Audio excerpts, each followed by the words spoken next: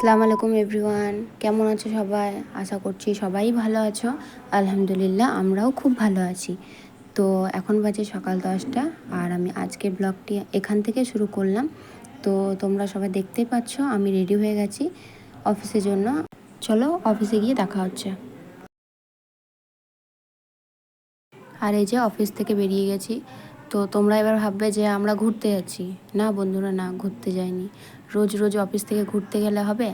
আজ যাচ্ছি অফিসের কাছে। তো আজ না আমরা ভেবেছিলাম যে অফিস থেকে কোথাও বেরোবো না, অফিসে একটু কাজটা সেরে রেস্ট করব।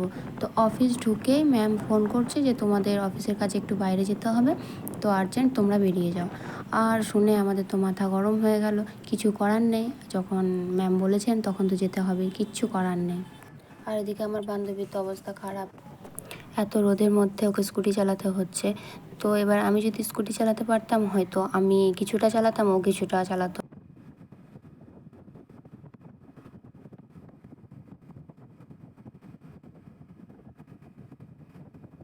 আর এদিকে আমরা রাস্তায় একটা চায়ের দোকান দেখে আমরা দাঁড়ালাম। ঝিলিককে বলছি যে চলো, তোমার তো মাথা গরম আছে, তো মাথাটা ঠান্ডা করার জন্য এক কাপ চা হয়ে যাক। আর আমরা চাটা খাওয়ার পরে যে দেখতে পাচ্ছ আবার বেরিয়ে পড়েছি। এত দূরে যেতে বলেছে কি বলবো, মানে যেতে যেতে মনে হচ্ছে রাস্তায় শেষ হচ্ছে না, রাস্তায় শেষ হচ্ছে না। তবে রাস্তাগুলো দেখো কি সুন্দর, তাই না? মানে কি বলতো, শহরের একঘেয়ে জীবনে যখন আমরা হাঁপিয়ে উঠি, মাঝে মাঝে এই প্রাকৃতিক সৌন্দর্যের মাঝে হারিয়ে যেতে ইচ্ছা হয় একটু সময়ের জন্য হলেও।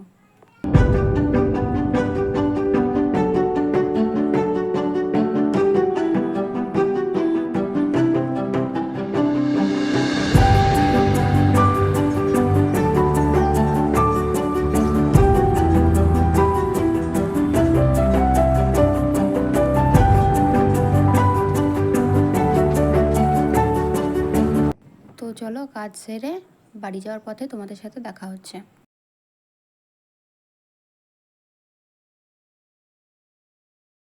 3 hours আর এই later. যে আমরা এবার কাজ সেরে সিউড়ি ঢুকে গেছি।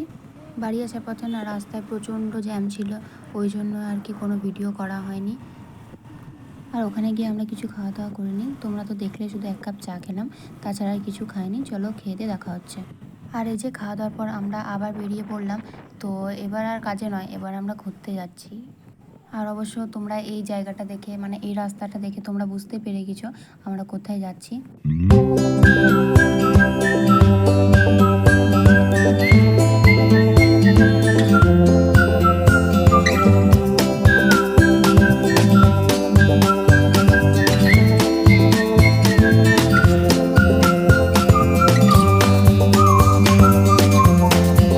আর এই যে আমরা চলে এসেছি। তো এই জায়গাটার নাম হয়তো বলা লাগবে না, আমার সবাই জানো। তো যদি কেউ সিউড়ির বাইরে থেকে দেখে থাকো তো তাদের জন্য আমি বলে দিচ্ছি, এটা এটা হচ্ছে আমাদের সিউড়ির তিলপাড়া ব্যারেজ। মানে কি বলবো, এই জায়গাটার মধ্যে আলাদাই শান্তি আছে। তবে কি বলো তো, তিলপাড়াতে আমার খুব একটা আসা হয় না। প্রায় আমি 1 বছর আগে এসেছিলাম। আসতে তো ইচ্ছা হয়, তবে সেরকম সুযোগ পাই না আসার। তো আমার মতো কে কে আছো যে তিলপাড়া আসতে ইচ্ছে হলেও হয়তো সুযোগ হয় না আসার? আর এখানে না বিকেল দিকে আসলে প্রচুর লোকজন দেখা যায়, তবে আমরা দুপুর দিকে এসেছিলাম তো ওই জন্য হয় ওই 1-2 লোক আছে আর আমরা দুজন। আর এই যে এখানে আমি পা চুবিয়ে সুন্দর মুহূর্তটা উপভোগ করছি। আর এই যে এখানে আমি স্কুটি চালানো শিখছি, ঝিলিক আমাকে শেখাচ্ছে। আগের ভিডিওতে হয়তো দেখেছো যে আমার দাদা আমাকে স্কুটি চালানো শেখাচ্ছিলো। ওই আমি বলেছিলাম তখন যে আমি সেরকম পারি না, দাদা আছে বলে আমি একটু সাহস করে নিলাম। এই যে ঝিলিক আবার আমাকে দেখিয়ে দিচ্ছে। তবে আমার ভীষণ ভয় করছিল, কারণ দুপাশে জল আর এই মধ্যে এইটুকু সরু রাস্তা, আমি চালাতে পারি না, যদি পড়ে যায়, পেছনে কেউ নেই। এবার তাই ঝিলিককে বলছি যে একটু দেখো দেখো। ঝিলিক বলছে আরে কিচ্ছু হবে না, তুমি চালাও। আরে যে দেখতে পাচ্ছ আমি বেশ চালিয়ে যাচ্ছি।